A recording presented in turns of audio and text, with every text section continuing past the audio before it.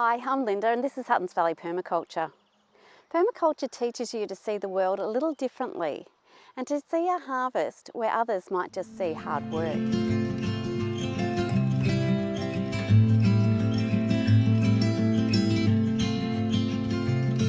Obtaining a yield can be exhausting once you open your eyes to the abundance that is all around us every day. It's spring here at the moment, and with the longer days and the warmer weather comes the grass growth.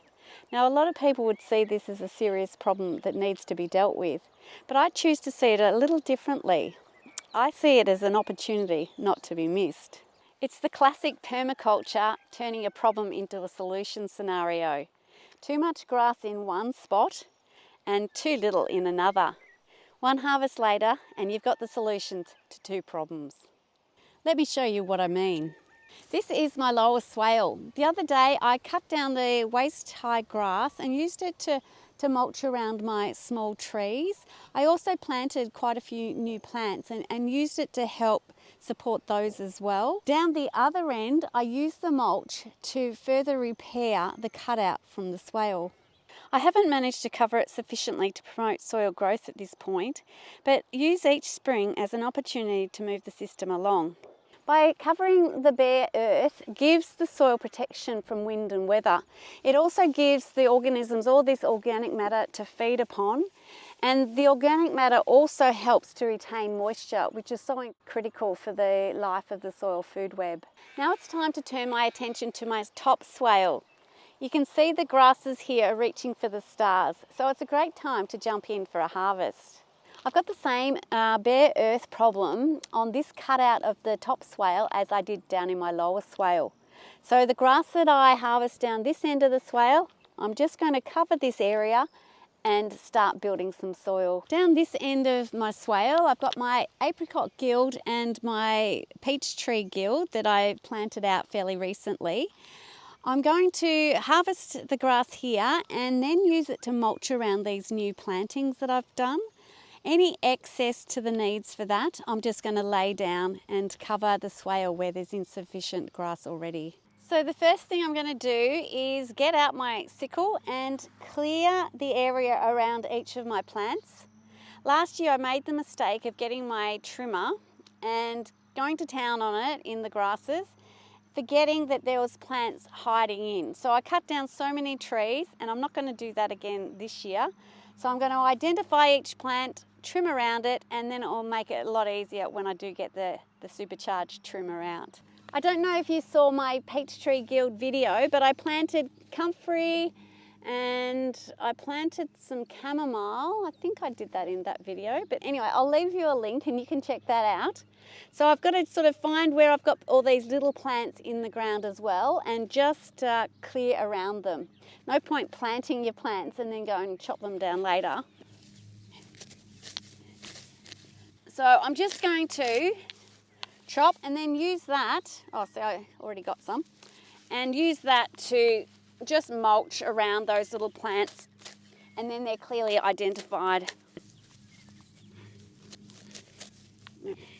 I heard something recently that made a lot of sense to me. Somebody said to turn your attention to the plants you want to thrive and worry less about those you don't. It actually helps your mental health a lot if you think about it. If you are constantly worried about long grasses and weeds and what can I do to remove them, then the situation can become overwhelming, because in the early days of developing your permaculture system, these plants can dominate. However, if you focus on the plants you want to survive, your thinking gets turned around. It becomes a joy to harvest the grasses and weeds and nurture your young plants, or nurture bare soil to become a grassland.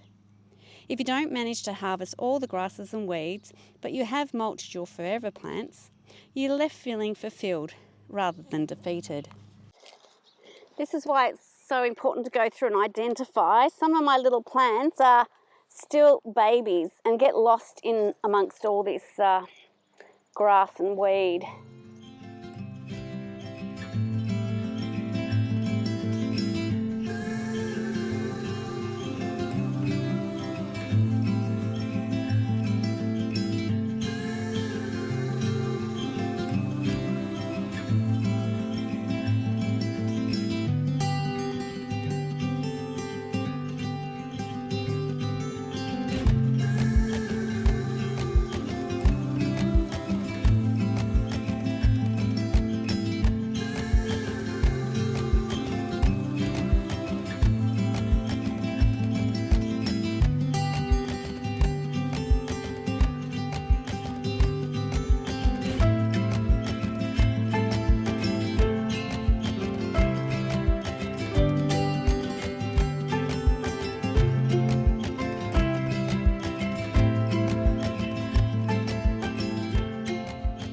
finished with the sickle in the peach tree guild. Because I've got lots of plantings in here, it did take a little bit of time with the sickle, but the rest I can just zip down with my trimmer. I'm just going to do this section here with the sickle. There's a few trees in there, and then I'll move right down to the end of the swale where my mulberry is.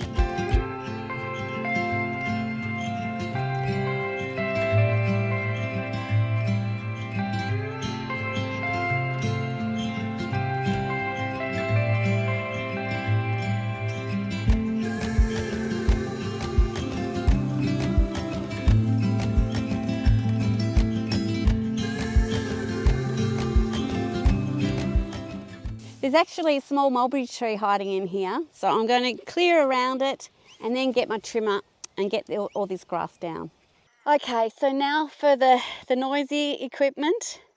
While I'd prefer to use my scythe or my sickle, I've got so much to cover that I really need to use something like this.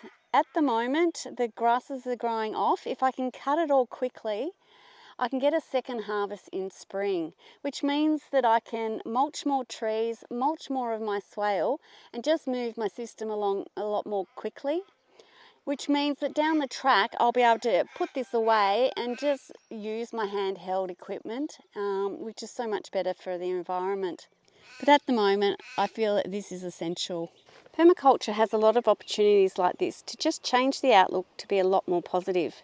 It helps you feel you are taking real steps forward rather than struggling to get ahead.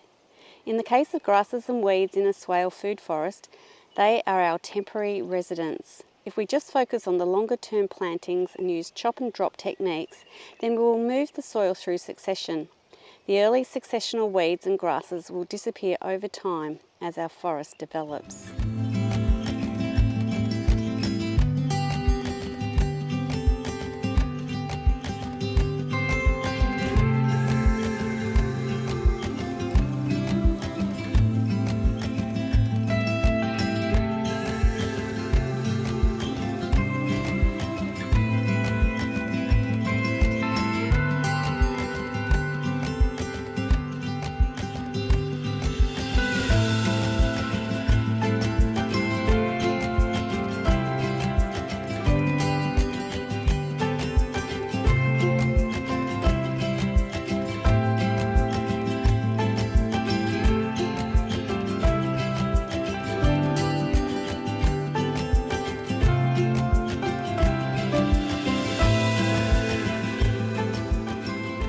It's thinking like this that helps stop me getting overwhelmed by the state of my system at the moment.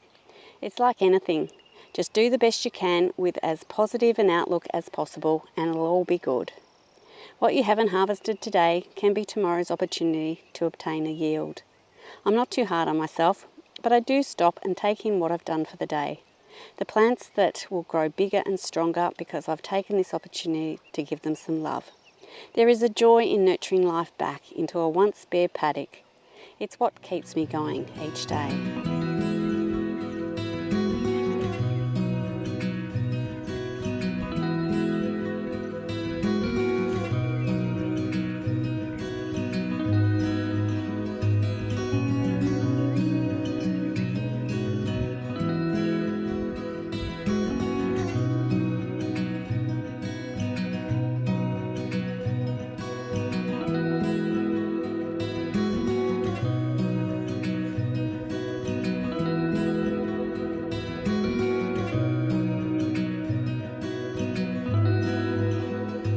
I hope you enjoyed obtaining a yield with me. Life is so much more exciting when you see opportunities instead of just hard work. If you like this video, please give me a thumbs up and consider subscribing if you haven't already. Thank you so much for watching, and bye for now.